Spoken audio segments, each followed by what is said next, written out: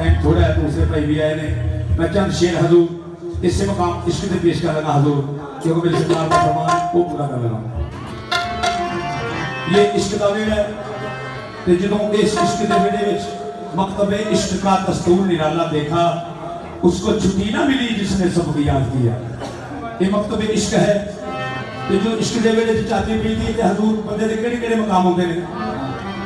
ओ छाती इश्क दे ओ वेले विच ही पावेगा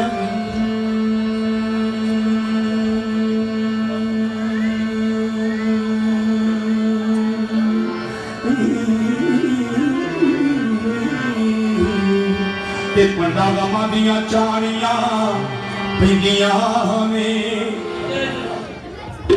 इश्क दे वेले च पांदे आई पंडा गमा दियां चानियां पैंदियां ने। इत्थे जिवें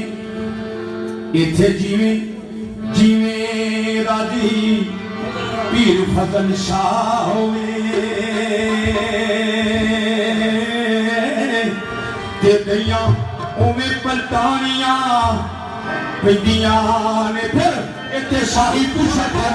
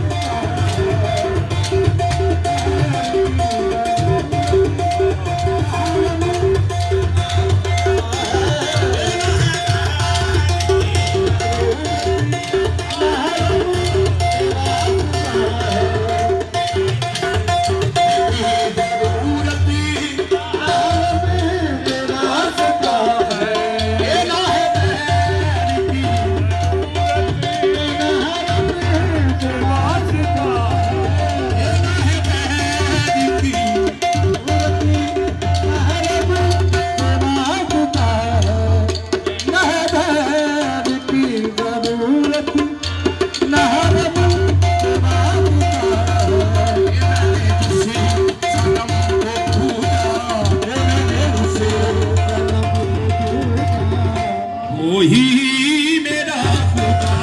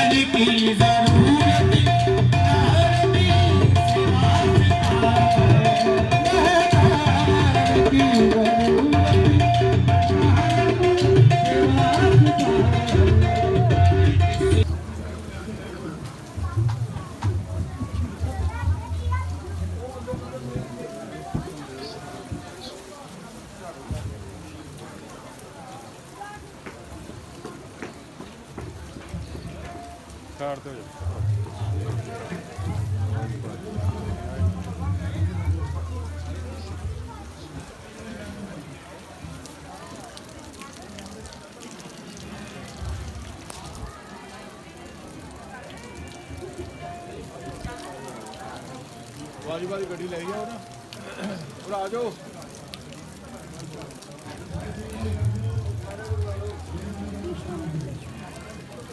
ਇਹ ਗੱਡੀ ਕੀ ਹੋ ਰਹਾ ਹੈ ਫੜ ਗਿਆ ਮੈਂ ਦੇਖ ਲਿਆ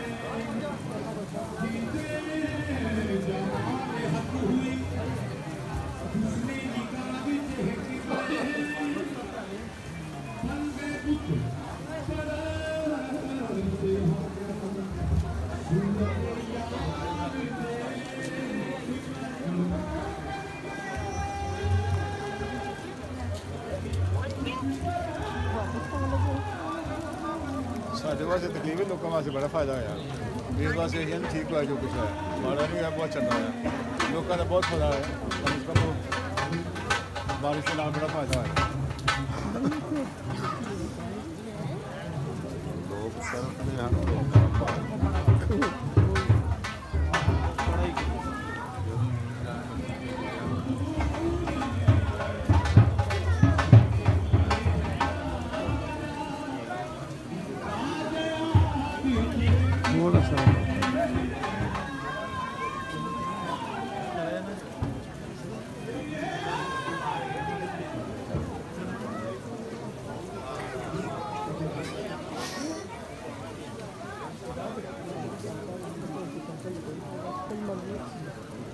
ड्रामा करने गई